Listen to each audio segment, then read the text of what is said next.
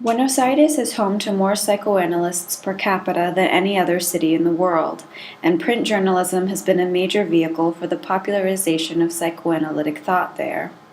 This summer, I conducted archival field research in the Biblioteca Nacional, surveying psychoanalytic advice columns and informational articles in psychoanalytic theory from hundreds of popular women's magazines published between 1945 and 1983. A Women's Studies Travel Award enabled me to return to Buenos Aires in November and present my findings at a conference hosted by the Institute for Economic and Social Development, IDES, on the reception and circulation of psi knowledges. The conference included an interdisciplinary group of scholars from Latin America and Europe who investigate the relationship between psychological modes of discourse, therapeutic practices, and national cultural formation.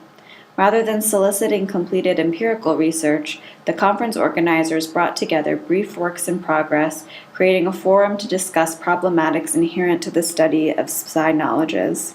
The goal of the conference was to raise questions that would direct further investigation and that would orient future issues of IDES's new online journal, Culturas Psi Cultures.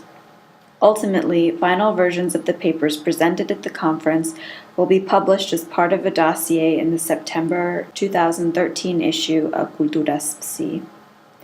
The paper I presented focuses on one particular column in the women's magazine archive I examined over the summer. The column, Psychoanalysis Will Help You, appeared in Idilio, a pulp magazine addressed explicitly to young women from 1949 to 1951. Readers submitted their own dreams, which were interpreted by prominent sociologist Gino Germani and staged in surrealist photo montages by Gret Stern.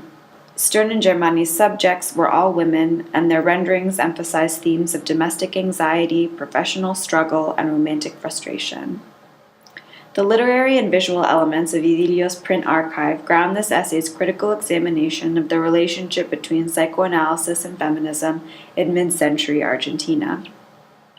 I examine the extent to which psychoanalytic discourse challenged or reinforced traditional gender roles through women's magazines, particularly as Freudian theory was commercialized for popular consumption. I demonstrate the ways in which Stern's photo montages take a critical stance toward the cultural norms conditioning the structure and content of women's dreams.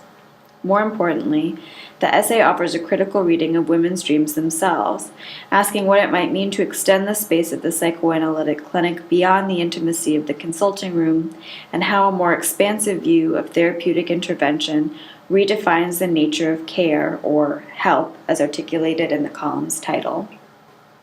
The primary question that emerged out of my experience at the conference is, what does it mean for psychoanalysis to be appropriated as the dominant model for mental health treatment, as it has in Argentina, without the mediating, transformative influence of a national feminist movement?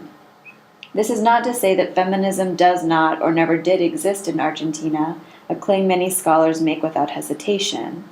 But feminism certainly did not evolve in relation and/or as a counterpoint to psychoanalytic theory the way it did in the United States and France. Moving forward, I would like to learn more about feminist thought in Argentina and to continue identifying cultural objects that foreground the relationship between psychoanalysis and feminism in that context.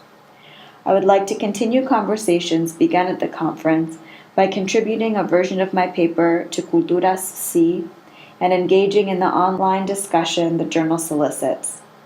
These interdisciplinary conversations will hopefully yield a research methodology I can apply to my dissertation project.